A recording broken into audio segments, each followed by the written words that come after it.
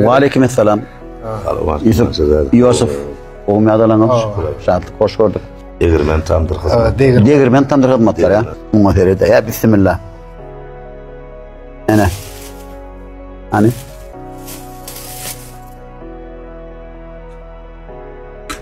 Bal. Hastane hiç yerde yoktur. Doğruydu ya. Şunku doğru mu da mı? Şartlık. Türkmenistan'da hiç yerde yok diye. Burası lezzet de. Akar akar da gider diye ya. Barıp bir çeşme yeter diye. Düğü atı güçlü çeşme olmalı akarım. Yani akarım kaptanına. Yani bu narın kay. Narın kay. Bana narın kaf biri. Ben böyle foğul. Narın kay mı gördüm jettarla. Yürekten çıkan tez jokar yalı vardı. Ana. Can cigerden edi nurdan dolu vardı. Allah'ın hikmeti arşın halı vardı yani. Dedim. Şu yürekten edilen rahatsızlar. Dedim hemen peygamberin at dedim attaklar son için gör. Yürekten çıkan tez yüreği de var ya da gör. Edir ol hükman sözüm derle yürekten çıkan istenlik bu tagamam son yani. Ben yürek bilen bişiriptirler. Bular bunun yüreği var emine o gördüm. Şu çağlarla net düşünüş biliyoruz. Çağlar bilen men öyle toranı vurmuş ol. Ben özüm Burjak bölümünü tordum. Sankt Peterburg şehrinin Burjak bölümü. Onun çağın psikoloğunun biraz geçti gör.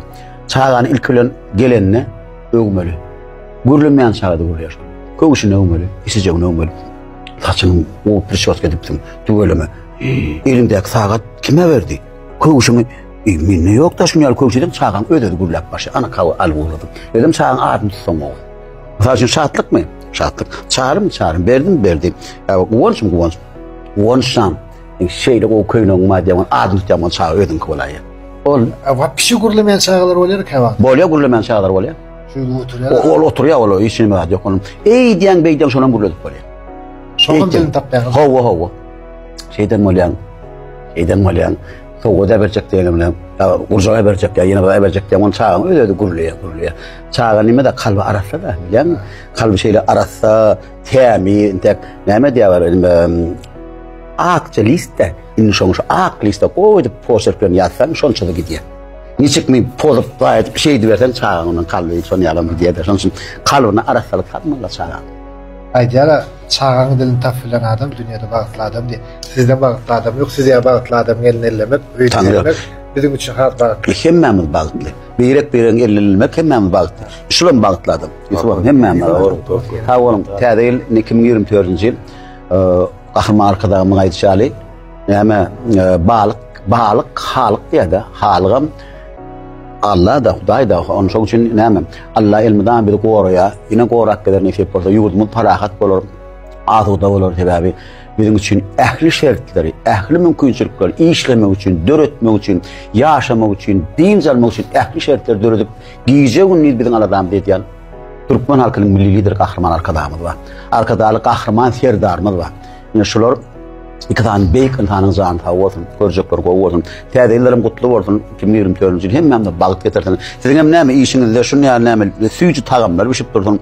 O işinizde üstünlük kadanın ilmide ama neyme isafi neyme bu kliyentlerin kâr mortunlar şu neyme diyelim beni kliyentlerin derler şey müşteriler.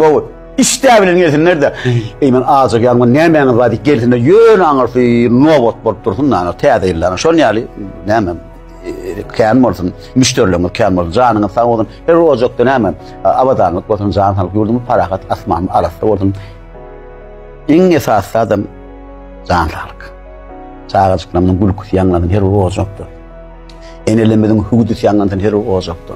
Talansaklamam bad hiç vakti yatmadın içi çağalı olsun Allah'ın. Perventli olsun. Şunu dile ediyorum.